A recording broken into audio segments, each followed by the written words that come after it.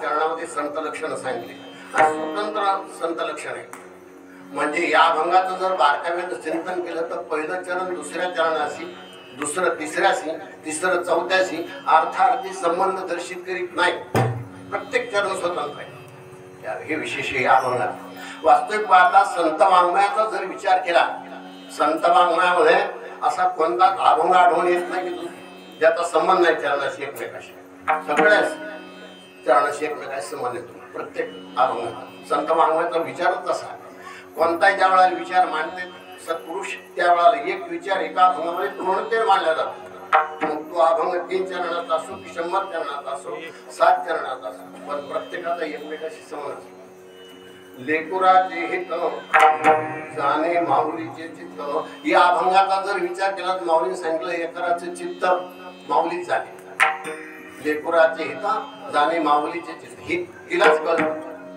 आईसी कनवळ्याची जाते करी लाभावी प्रीती, ते म्हणले हीच प्रेमाची जात आहे. मुलाकडून आपल्याला काही मिळावं ही तिला इच्छा नसते. पोटी भारवा हे त्याचे सर्वस्व पोटामध्ये भार वाहते आणि सर्वस्व जबाबदारी ती स्वीकारते.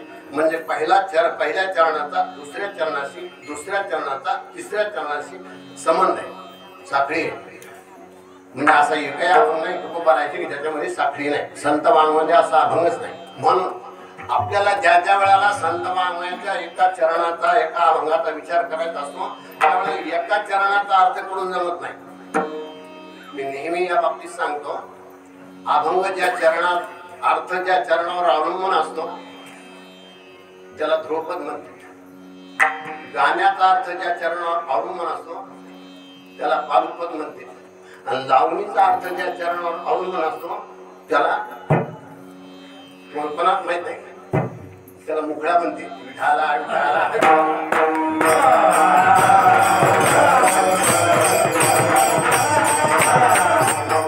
त्या वेळेला अभंग एखादा जर आपल्याला जर अभंगाचा अर्थ करायचा झाला एका चरणाचा सरळ सरळ अर्थ करून जमत नाही. लक्षात ठेवा. नाही तर आपण एक प्रसिद्ध चरण आहे, नवसे कन्यापुत्र होते तरी का करणे लागे पती. राजकारणी लोक स्टेजवर भरून गरजून सांगते.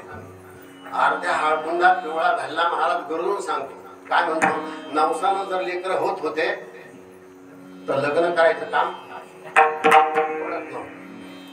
नवसानं लेकर होते का, झाल्या तर लग्न कशाला करते.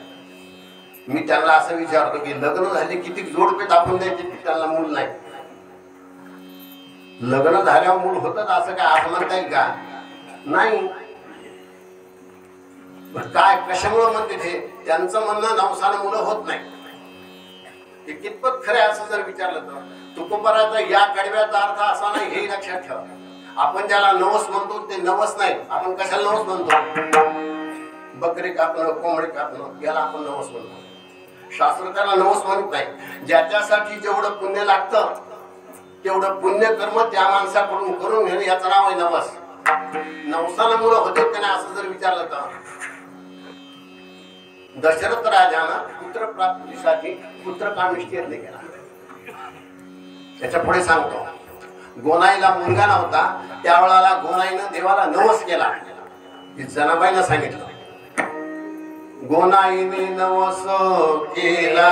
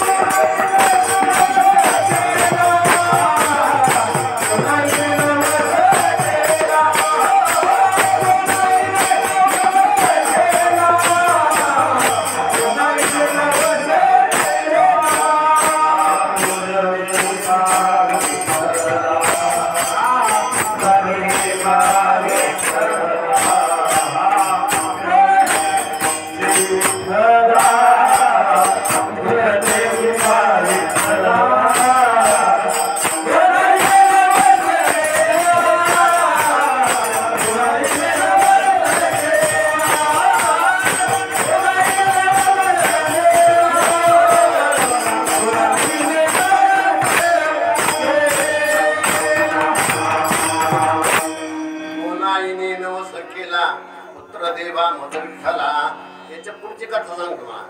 कृष्णावतारामध्ये जामवंतीला मुलगा नव्हता. त्यावेळेला जामवंतीने नमस केला भगवान शंकराला, मला जर मुलगा झाला तर मी 1000 कमळा देतो. मुलगा झाला. भगवान श्रीकृष्ण परमात्मा सांगितलं मी असा नमस केला. ते म्हणजे आनंद काय. भगवान श्रीकृष्ण परमात्मा पूजेला बसले. शंकराची पूजा करीत होते. करत असताना 1000 कमळामध्ये 1 कमळ कमी पडलं. पहा कमाल तिथं कमी पडावं का, पण 1 कमळात फुल कमी पडलं.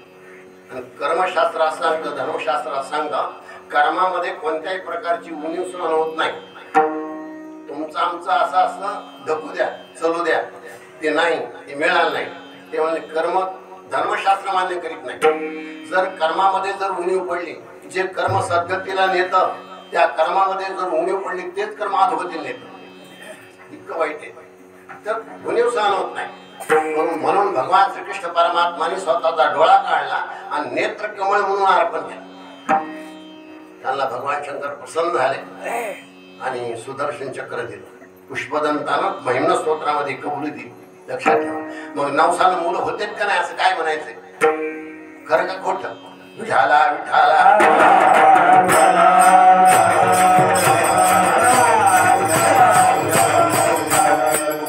त्या अभंगाचा जर विचार केला तर त्या अभंगामध्ये असे संशय 2-3 प्रश्न आहेत.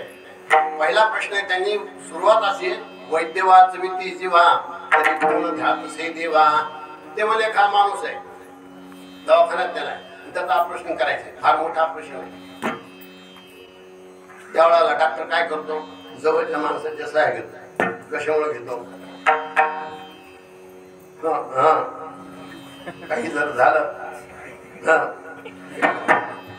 साहेब त्याच्यामुळे घेतो आणि हात जोडतो, प्रयत्न माझे आणि ये जन परमेश्वर. मग त्या रोग्याला डॉक्टर वाचितो का देव, देव वाचितो तर डॉक्टर कशाला दिलं.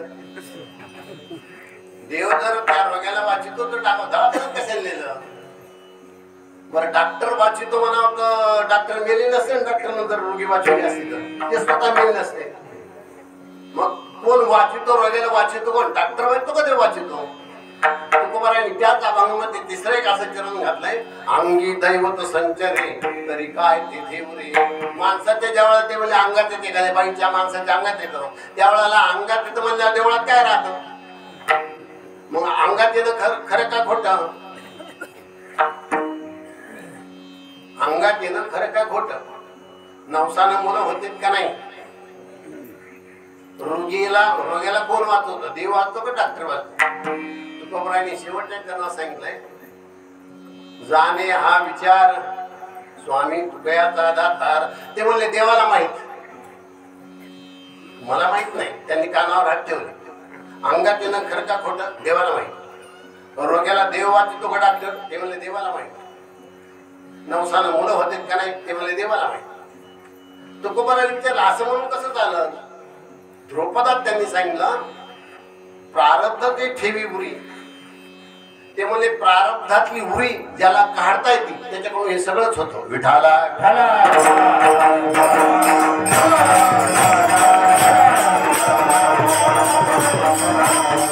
मन जाणे कैसी परी, प्रारब्ध ते ठेवी उरी. प्रारब्धाची उरी ज्याला काढता येते, काय गुन्हे पडली आहे त्या नशिबामध्ये, ते पुण्य ज्याला त्या ठिकाणी प्राप्त करून देते, त्याच्याकडून हे सगळेच काम होते. म्हणूनच ते वाचतो, रोगी वाचतो. लक्षात ठेवा. उरी काढता आली पाहिजे, ती समजली पाहिजे. घटना अजून एक पुढची सांगतो मला. तुलसीदास महाराजकडं एक श्रीमंत सावकार गेला. 2घे जण नवरा गेले आणि त्यांनी सांगितले की आम्हाला मूल बाळ नाही. त्यावेळेला तुलसीदास सांगितलं, मला तर काही यातला अजून पुढे उकललं नाही, संध्याकाळच्या वेळेला रामचंद्र प्रभू आणि मी ज्या वेळेला बोलत बसू, चर्चा होईल, त्यावेळेला तुमचा प्रश्न त्यांच्यासमोर मांड, तुम्हाला उद्या त्याचं उत्तर सांगतो.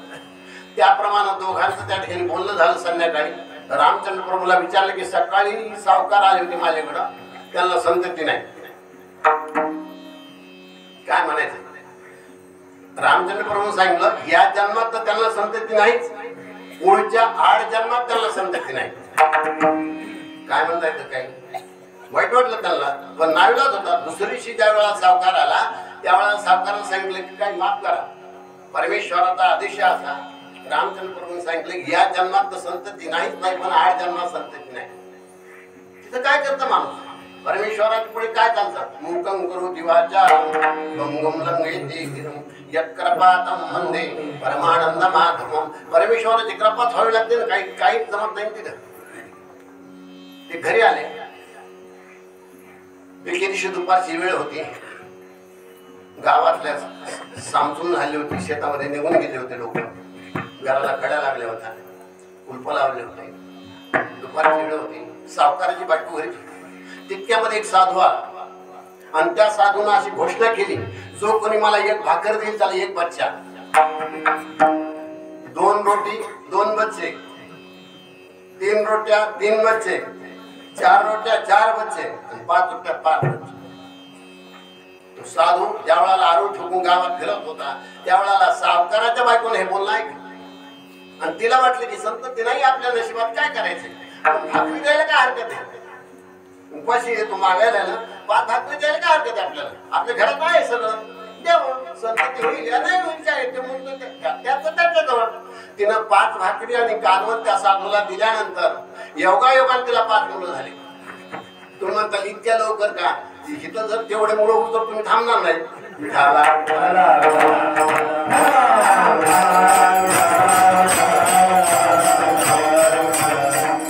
5 मुलं झाले, गेली तुळशीदास महाराज कोणाच एक मुलं. त्यांचा राग अनावर झाला कुणाला? देवाविषयी.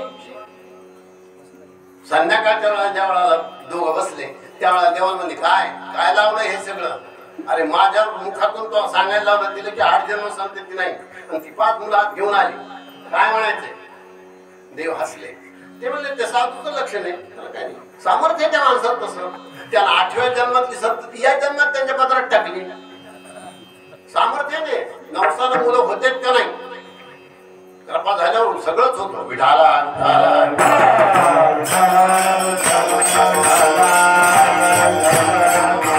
म्हणून जमतच नाही.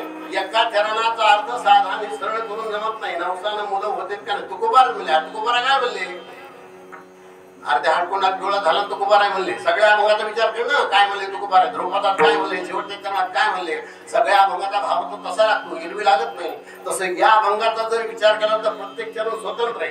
प्रत्येक चरणामध्ये साधूचं लक्षण सांगितलंय. ही गोष्ट जरी खरी असली तरी याच अभंगामध्ये शेवटचं चरणातलं शेवटचं पद सगळ्याच अभंगाचा भाव लावून देते.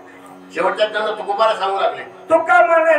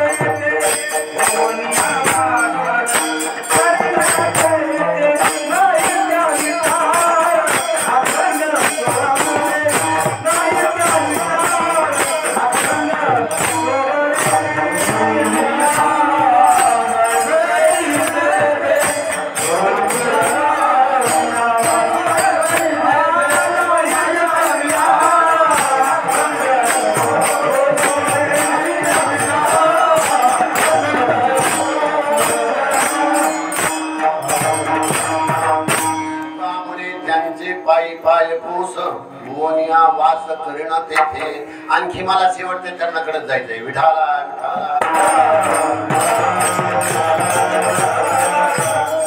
कारण या अभंगामध्ये तुकोबाराय संतांनी काय कमवलं हे सांगितलं.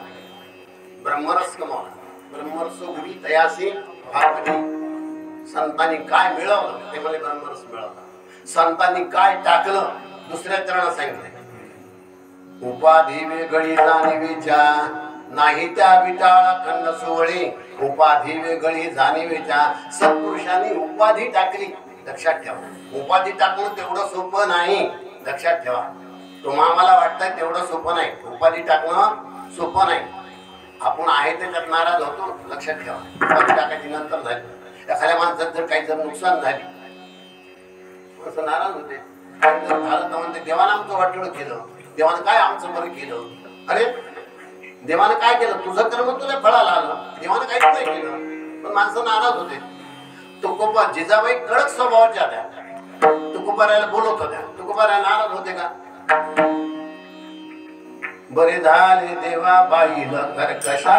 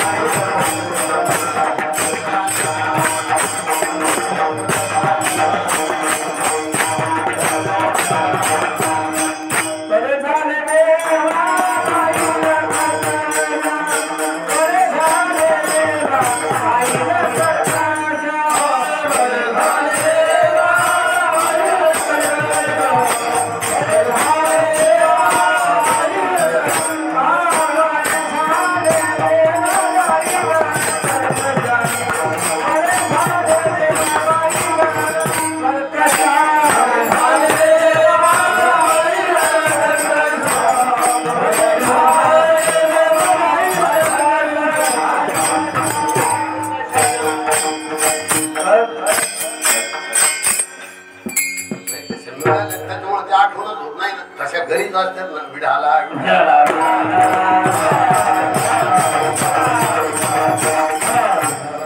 जे 6 सुख आहेत त्याच्यापैकी दुसरं सुख आहे. पहिलं संसारातलं सुख जर कोणतं असेल तर माणूस श्रीमंत असावा. दुसरं संसारातलं सुख आहे तो आरोग्यवान असावा. आरोग्य त्याचं चांगलं असावं. नाही तर माणूस श्रीमंत असते पण 70 रोग त्याला झाले असते. मीठ खायचं नाही, साखराकडे पाहायचं नाही, गादीवर झोपायचं नाही, उशी घ्यायची नाही. 17 रोग झाल्या. श्रीमंत आहे. ज्ञान जोडा वया भाग्य घडे का धनंजया. जोडले भोगा वया उपाय होय. पैसा असतो घरामध्ये, साखरेचे गोणे भरले पण खायचे नाही. दुसरं सुख आहे संसारात आरोग्य चांगलं असावं. तिसरं सुख आहे संसारात बायको गोड बोलणारी असावी. चौथं सुख आहे संसारातलं ती प्रेम करणारी असावी. तीच बर का, दुसरी नाही सांगाल मी. तीच बाई. काही गोड बोलतात तर प्रेम करीत नाही, काही प्रेम करतात तर गोड बोलत नाही. कडक स्वभावाचे असतात काही काही. जिजाबाई कडक स्वभावाचे असतात. पण प्रेमाच्या बाबतीत जर विचार केला तो तुकोबा आहे जेवढ्याशिवाय ते जेवत नव्हते. 2 असतात लक्षात ठेवा. संसारातलं 5वं सुख आहे संतती आज्ञाधारक असावी. 6वं सुख आहे संसारातलं आपण जी विद्या गमवली ती आपल्याला पोट भरण्यासाठी कामी यावी. सल्ला प्रकार याच्यातलं एखादं तरी उणीव आपल्याला सहन होती का? नाही सहन होत. उपाधीचा त्याग करणं बाजूलाच राहिलं. लक्षात ठेवा. काय संतांनी टाकलं म्हणजे उपाधी टाकली. कानोपाटक्याची कथा लिहिली भक्तिचरित्रामध्ये. एक ग्रहस्थ काशीला राहत होते. फार मोठी कठोर तपश्चर्या केली. भगवान शंकर प्रसन्न झाले. म्हणले काय म्हणायचं तुला? ते म्हणले काही नाही, परमात्मा स्वरूपात तुम्हाला ज्ञान व्हावं. ते म्हणले मग कानोपाटकाकडे जाय तू, पुणे जिल्ह्यात तिथं जाय, तुझं काम झालं. ज्या वेळेला हा कानोपाटकाकडे आला माणूस त्यावेळेला कानोपाठक स्वतःच्या नातवाला खेळून बसले होते आणि त्याला विचारलं किंवा कानोपाठक कुठे? ते म्हणले या त्याला कानोपाठक. त्यानं ते ऐकल्याबरोबर त्यानं कपाळावर हात मारून घेतला खाली बसला. मला कुठलं माझं नशीब? ते म्हणले झालं काय? काय व्हायचंय मला? मग मी कठोर अशी तपश्चर्या केली. भगवान शंकर प्रसन्न झाले. त्यांनी मला दष्टान दिलं की तू कानोपाठक कडे जाय. ते म्हणले मग काय झालं? ते म्हणले काय व्हायचं, तुम्ही नातवाला खेळीत बसलात, आम्ही नातवाला खेळतो, तुमच्यात आमचा काय फरक पडला? मला वाटलं तुम्ही ध्यानस्थ असता, पूजा जप करीत असता, तुमचं अनुष्ठान चाललं असं, तुम्ही परमेश्वर तरी लीन झाले असतात, तुम्ही तर नातवा खेळत बसले. काय तुमचं म्हणणं आहे काय नातू आडवे येते म्हणून असं वाटतंय का तुम्हाला? जवळच विहीर होती वाड्यामध्ये, त्यांनी एक एक नातू घेतला आणि विहिरीत टाकून द्याला. समाधान म्हणजे चला जेवायला बाबा असं असतं, चला जेवायला म्हणजे याला काय अर्थ आहे? आता नातू मेले तर तुम्ही टाकले पाण्यात, तुमच्या डोळ्यात पाणी नाही आलं मला, इतके कसे निकरण देत तुम्ही? वा, दोन्ही तू बोलतो का? ते म्हणले नातू पाहिजेत का मग बोलवायचं का त्यांना? एकेकाला नाव घेऊन बोलवलं, सगळे आड्याच्या बाहेर आले. याला म्हणते दुपारीचा त्याग करणं.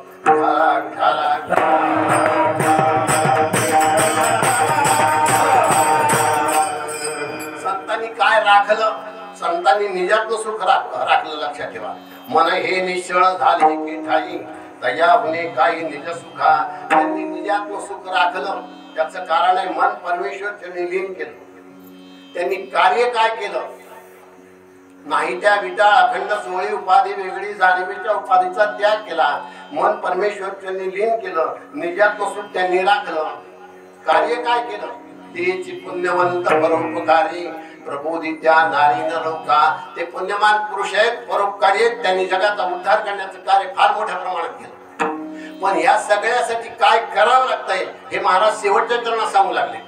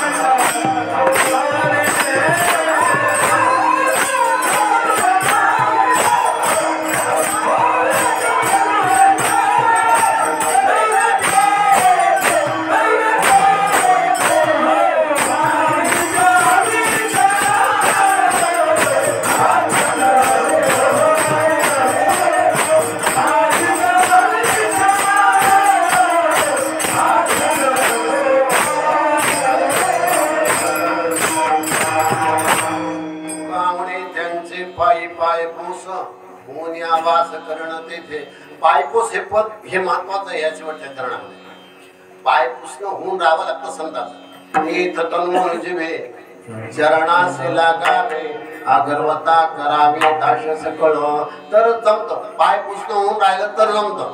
संतांची नुसती भेट होऊनही जमत नाही. लक्षात ठेवा. आतापर्यंत भेट झाली नाही का काही लोकांची? सत्पुरुषाची भेट बऱ्याच लोकांची झाली नाही असं झालं नाही. माऊलीत त्या बाबतीत उदाहरण दिलंय. नवंश स्वर्गाधिपती झाला परिपूर्ण हाटी भांबावला भुजंग तो पावला रेनसी काही. नवश राजानं 100 यत्न केले, इंद्रपद प्राप्त झालं. केलं काय त्यानं? त्या बाईकडे जायच्या वेळेला पहिल्या इंद्राच्या बाईकडे त्याला जायचं होतं. त्यानं ऋषीमुनी बोलावून घेतले आणि पालखीला लावले. लवकर लवकर चालनात म्हणून त्याला लाथा मारल्या. परिणाम काय झाला? सापाच्या जन्माला गेला. शाप दिला त्यांनी. संतांची भेट झाली नाही का? संतांची भेट झाली, उपयोग झाला का? नाही, उपयोग झालाच नाही. वाईट झालं उलट. संतांची नुसती भेट होऊन भागत नाही. बरं, संतांच्या संगतीत जाऊन भागत का नुसतं असं विचारलं तर नाही, कित्येक लोक महाराजाबरोबर राहते पण पंक्ती पठाण असते, फक्त हरिपाठ सुद्धा येत नाही त्यांना. आता कोणतरी त्या इथं सांगितलं होतं आता बैठकीत, पहिला अभंग झाला की दुसरा झाला, तिसरा पाचवा धरला, काही पंक्ती पठाण. त्यांना जर म्हणलं जेवायला जा तर आज्ञा कशी मोडू, त्यांना जर सांगितलं काम सांगितलं ते म्हणते पाय कशी नाही. पंक्ती पठाण नुसती संगती करून जमत नाही. माऊलीने या बाबतीत दृष्टांत फार छान दिलाय. का कमल कन्ना निदर्तुरी ना नमुक एकेची घरी पराक्षी विजय भंवरी रा. ते म्हणले बेंकी कमळाच्या फुलाजवळ राहते पण पराग सेवन करायला मिळत नाही तिला, ती चिखल खाते. संताजवळ राहतेच माणसं पण शेण खाते, काही उपयोग नाही त्याचा. गोचिड गायच्या कासात राहतो आणि भरपूर दूध पितो नाही, रक्त पितो. संगतीत राहत नाही का गायच्या, संगतीत राहतो, दूध प्यायला मिळत नाही. त्या पेपरला एक घटना आली होती अशी, एक ग्रस्त 25 वर्ष संगीत शाळेमध्ये राहिला. 25 वर्ष, ज्याला 2 तप पूर्ण करून 3ऱ्या तपाला सुरुवात झाली होती. 12 वर्षाला एक तप पूर्ण होतं, त्यानं 2 तप पूर्ण करून 3ऱ्या तपाला सुरुवात झाली होती. ज्या वेळेला तो गावाकडे यायला निघाला त्यावेळेला पंचक्रोशीतल्या माणसाला माहित झालं की गावाकडे यायचं. फार मोठा आदर सत्कार त्याचा व्हावा म्हणून सगळे लोक, पंचक्रोशीतले लोक जमा झाले होते, हार घेऊन आले होते, सगळे वाद्य घेऊन आले होते, सगळ्याला आनंद झाला होता. त्याचं कारण आहे संगीत कला ही फार मोठी कला आहे. 14 विद्या आणि 64 कलेमध्ये 3 कलेला विशेष महत्व आहे. मूर्तिकला, चित्रकला आणि संगीत कला, या 3 विशेष कला आहेत. मूर्तिकला, हृदयामध्ये मूर्ती जर कोरल्या गेली तरच त्या ठिकाणी दगडावर मूर्ती उमटते, नाही उमटत नाही. लक्षात ठेवा. चित्रकला, हृदयामध्ये चित्र जर काढलं गेलं तर ते कागदावर उमटतं, भिंतीवर उमटतं, नाही उमटत नाही. त्याला आधी हृदयामध्ये त्याचं चिंतन करावं लागतं तर होतंय. म्हणून चित्रकलेला तेवढंच महत्व आहे, मूर्तिकलेला तेवढंच महत्व आहे. आणि संगीत कलेचा जर विचार केला, या दोन्हीपेक्षा ती कला श्रेष्ठ आहे.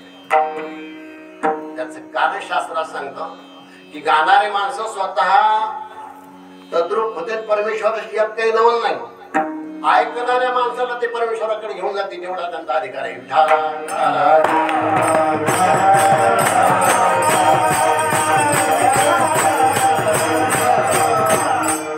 ती स्वतः जळती आणि दुसऱ्याला सुगंध ती जवळच्या माणसाला. त्याप्रमाणे गायन कला सगळ्यात श्रेष्ठ कला आहे. त्या अकबर बादशहाच्या गोष्टीमध्ये सांगितलंय, त्या अकबराच्या बादशहाच्या पदरी नवरत्न होते, त्याच्यापैकी एक तानसेन होता. त्यानं जर त्या ठिकाणी मेघमल्हार गायला सुरुवात केली तर पाऊस पडत होता. दीपरा गायला गेलं दिवे लागत होते. एवढा अधिकार आहे संगीताचा, एवढा अधिकार. म्हणून मला खूप आवड वाटते यांच्याविषयी. आता कार्यक्रम झाला पुण्यात संस्थानला, त्यावेळेला प्रत्येकाला आहार तर करतो मी दरवर्षी, पण यावर्षी माझ्या मनात आलं की प्रत्येक माणसाला पंचधातूची अंगठी द्यावी करू मनात आलं. आजही इथे येते वेळेस, काल मी काळेगावला गेलो होतो, त्या माणसानं 5,000 रुपये दिले, दर्शन घेतलं. आणि मी म्हणलं माझ्या खिशात पैसे मागून तू राहिले तू ना. म्हणलं काय करायचं, माझं म्हणणं उद्या मला कीर्तनाला जायचंय, त्यांचा सत्कार करा. ते मला काय घ्यायचं तर घ्या, फक्त फोन पे मला सांगा एवढे रुपये लागले म्हणून, त्याच्या पलीकडे रुपये देतो. कीर्तनाला गेलं तर असे 2,000, 1,000, 5,000, इथं लाखानच हात पाहिला की विठाला विठाला.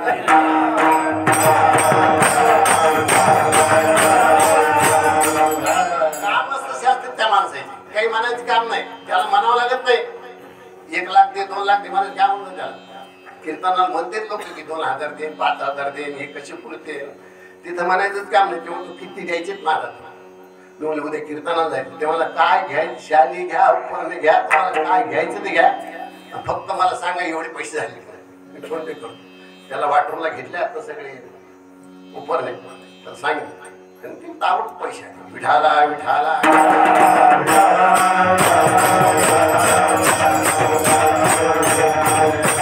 आणि मागच्या गुरुवारी एक माणूसाला पत्र, संस्थांवरले पत्र कुठे मोठे छिद्र पडले होते, त्याचं काम झालं. त्याला म्हणलं झालंय सगळं पण पुढचं राहिले ना, सांगा मला काय काय. पत्र नवी टाका. म्हणलं संध्याकाळी 10 संध्याकाळी 1000 बोलला, पण काही नाही, फक्त उतरून घ्या. ते म्हणायचे का असा प्रकार असतो काही नाही म्हणायचे. संगीत मी तुम्हाला सांगतो की तो माणूस ज्या वेळेला संगीत शाळेमध्ये राहिला फार मोठा अधिकार असतो. ह्याला काय खूप मोठा अधिकार. मी यांना ऋषीमुनी समजतो. पहिल्या जन्मातले ऋषीमुनी ते काळ करून होऊन आले. हे फार मोठं भाग्य आहे.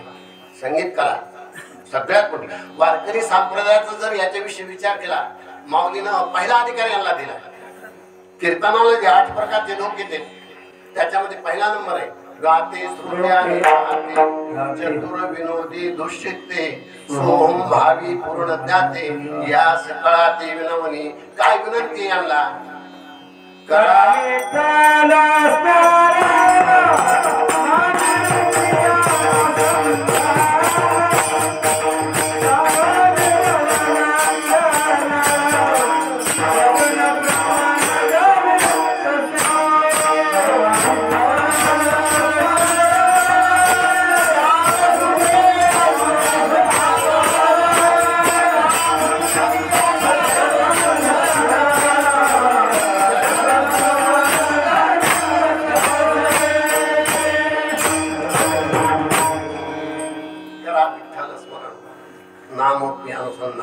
जाणून भक्ता बहुलक्षण जगन प्रमाण लागतं. पहिला मान यांना. गाणाऱ्या लोकांना पहिला मान आहे गाते. दुसरा मान आहे श्रोते ऐकणारे. कीर्तन ऐकायला तर काय केलं त्याला ऐकायचं असतं. तिसरा वर्ग पाहते. कीर्तन पाहायला तर काय केलं लोक माणसं किती घे टाळकरी किती घे समाज किती जमला होता पाहायला तर कीर्तन काय. चौथा वर्ग आहे दुष्चित्ते. गाते श्रोते आणि पाहते चतुर्विनोदी दुष्चित्ते. चतुर्वर्ग येतोय चौथा. चाल बरोबर झाली का ताल बरोबर होता का सूर जमला का महाराजाने बरोबर सांगितलं का विनोद होता का. विनोद असला तर म्हणते कीर्तन बरं झालं नाही तर म्हणते नाही कीर्तन रात्री नाही जमलं. रातचा गोंधळ त्याच्या आधीचा गोंधळ भरा होता म्हणते हे काही जमलं नाही. त्याला प्रकार चतुर्विनोदी दूषित. काय काय दूषित माणसं आहेत घरी खटकलेलं असतं मग काही करमत नाही. तर बायकोचं जमून घ्यावं लागतं का जमत काय पण नाही.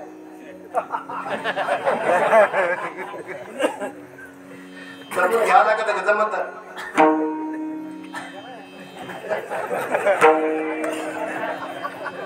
तू म्हणशील यात सगळे राजी आहेत. काय म्हणतोय तुमचं जमून घ्यावं लागतं का जमत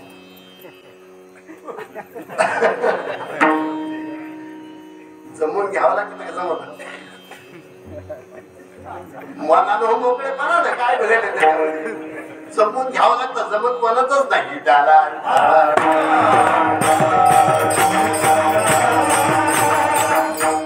जमलेले पैकी एखाद्या माणसानं सांगत की लग्न झाल्यापासून आमचं कधी खटकलच नाही नवरा बायको.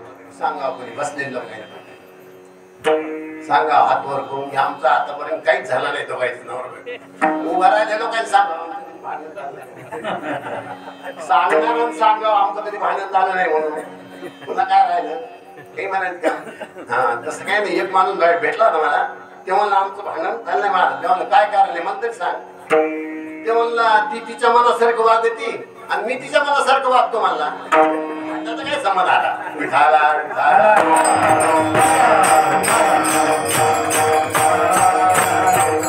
माकड जसे गारुड्याची. आता मी इथे ज्या घरी गेलो होतो दोघ जण पाय पडायला त्यांना विचारलं कोण कोणाचं ऐकत काय सांगताय कोणा जमून घ्यावं लागतं जमत नाही कोणाला. म्हणून असे काही दूषित झालेले असेल मग तिथे नाराज झाले असतील ते म्हणजे चला कीर्तनाला.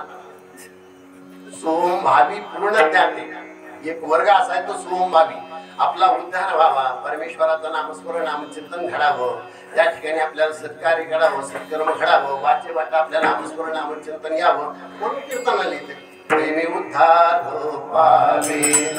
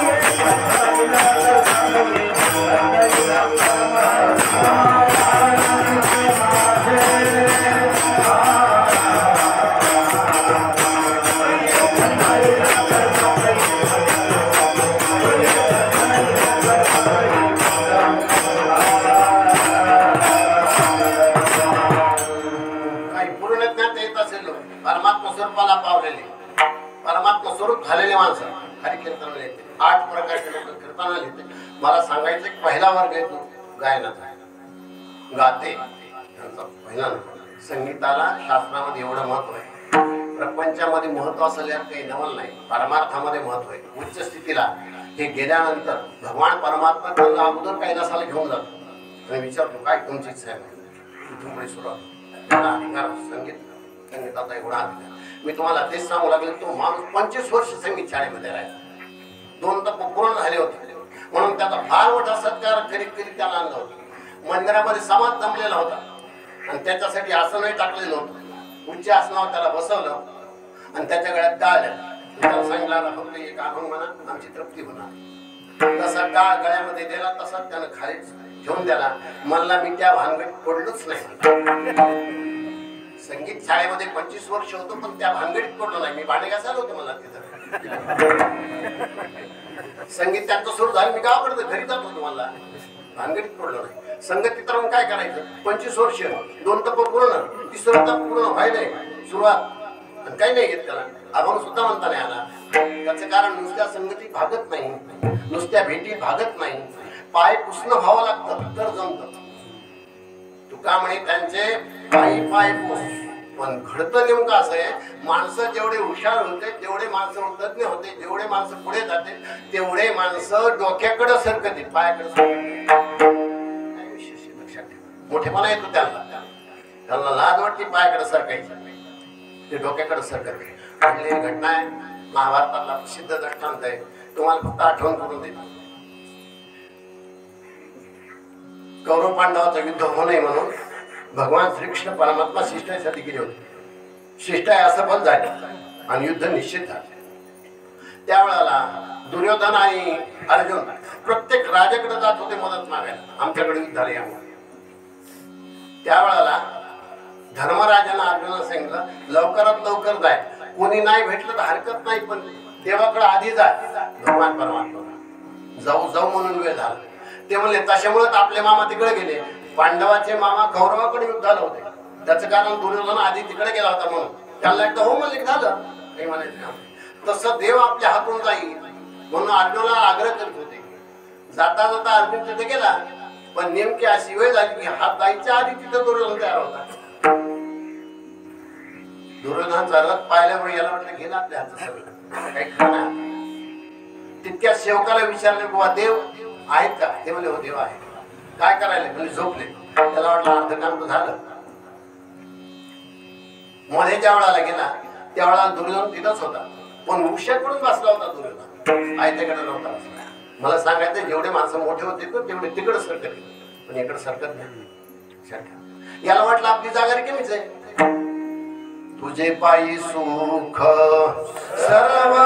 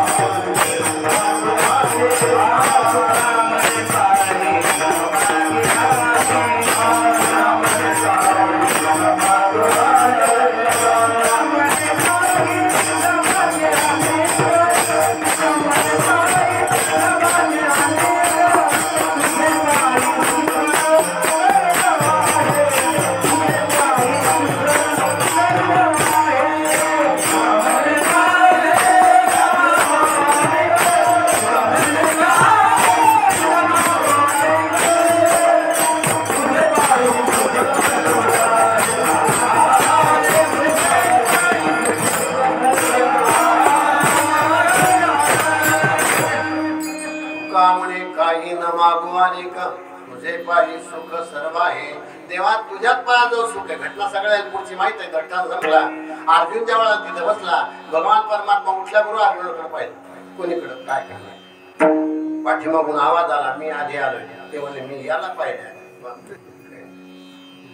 विजयश्री कुणाला माळ गळ्यात कोणाची. यत्र योगेश्वर कृष्ण यत्र पार्थो धनुर्धरः तत्र श्री विजयो भूतिर ध्रुवानी तिरमतिर मम. युद्ध होण्याच्या अगोदर संजयानं सांगितलं धृतराष्ट्राला, जिकडे योगेश्वर भगवान परमात्मा आहे, जिकडे धनुधारी अर्जुन आहे, त्याच पक्षाला विजयश्री माळ घालणार आहे. त्याचं एकमेव कारण आहे, अर्जुन पायाजवळ बसला होता म्हणून. लक्षात ठेवा, भक्त हा पायाजवळ बसला असतो म्हणून त्याला सर्व सुखाची प्राप्ती होती. काय कमवतो तो, त्याला काय कमवायचं असतं. अभंगाच्या पहिल्या चरणात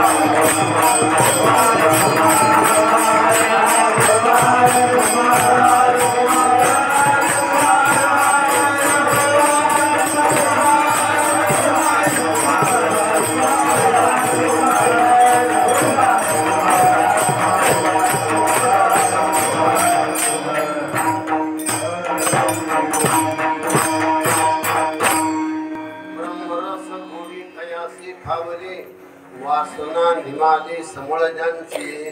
ब्रह्मरस त्याला सेवन करायला मिळतो ज्याची वासना निवृत्त झाली.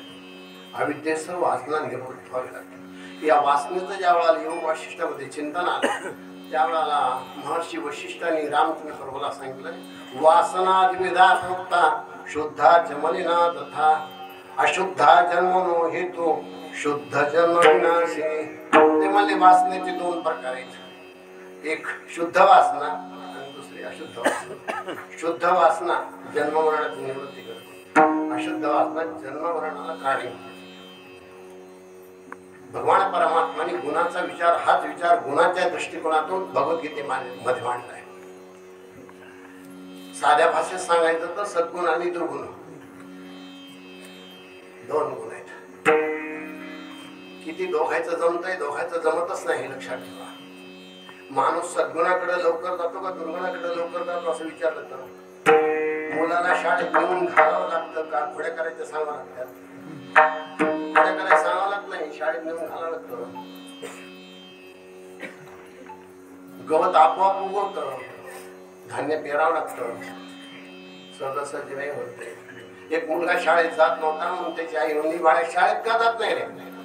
ते म्हणलं मला बरंच वाटत नाही. 5-7 दिवस झाले तरी बाळा शाळेतच जाईना. त्याला विचार काय झालंय का, ते मला बरं वाटत नाही. डोकं दुखतंय का, म्हणला नाही. पाय दुखतेत का, नाही. पोट दुखतंय का, नाही. अरे मग बरं वाटत नाही म्हणतो. ते म्हणला मला शाळेत जायचंच बरं वाटत नाही.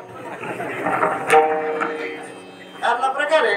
अवगुणाकडे माणूस लवकर जातो, सद्गुणाकडे लवकर येत नाही. सत्वगुण, रजगुण आणि तमगुण या 3 गुणाचा जर विचार केला तर सत्वगुणापेक्षा 10 पटीनं वाईट आहे रजगुण. रजगुणापेक्षा 10 पटीनं वाईट आहे तमोगुण. तमोगुणाचा सत्वगुणाचा जर विचार केला तर 100 पटीचं अंतर आहे दोघांमध्ये. म्हणून रजोगुणी तमोगुणी माणसाचं जेवढं जमतं तेवढं सत्वगुणी माणसाचं तमोगुणी माणसाचं जमत नाही. त्यांची लवकर इकी होती. तमोगुणी सत्वगुण माणसाची लवकर इकी होती. जर रजोगुणी जर एखादा माणूस म्हणला आपण परगावला कधीच कीर्तनाला जात नाही, तर तमोगुणी म्हणतो तू तर परगावला, मी गावात असल्यावर जात नाही. रजोगुणी जर म्हणला आपण अजून कोणाला जीव घातला नाही, तमोगुणी म्हणतो तो जीव घातला आणि मी पाणी प्यायला दिलं नाही कोणाला अजून. रजोगुणी जर म्हणला मी गावात कोणालाच मानित नाही, तमोगुणी म्हणतो तू तरी गावात मानित नाही, मी माझ्या मायबापाला मानित नाही. लवकर जमतं या लोकांचं. रजोगुणी तमोगुणी लोकांचं लवकर जमतं, सत्वगुणीला बाजूला फेकते.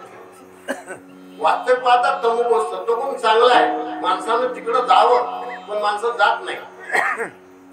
इकडं लवकर वळण लागणं फार कठीण आहे. 20 वर्ष लागते त्या माणसाला वळण लावायला. जन्माल्यापासून त्याची माय वळण लावती 20 वर्ष लागते. पुढे सांगूच का, लग्न झाल्या वेगळ्या किती दिवस लागते? 20 दिवस खास झाले. विठाला विठाला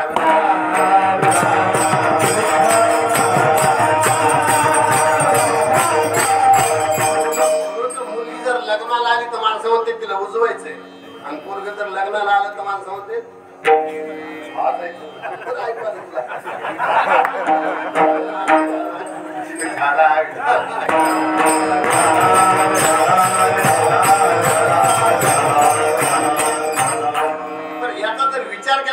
किती वाईट आहे, किती वाईट आहे. सर्वसाधारण माणसाची माती करील यात काही नवल नाही. चांगल्या चांगल्याची माती करते. नवला अहंकाराची गोठी विशेष नव्हे, सज्ञानाचे झोमे कंठी नाना संकटी नाचवी. चांगल्या चांगल्याची माती कामाजी कोतवाल आली नाही.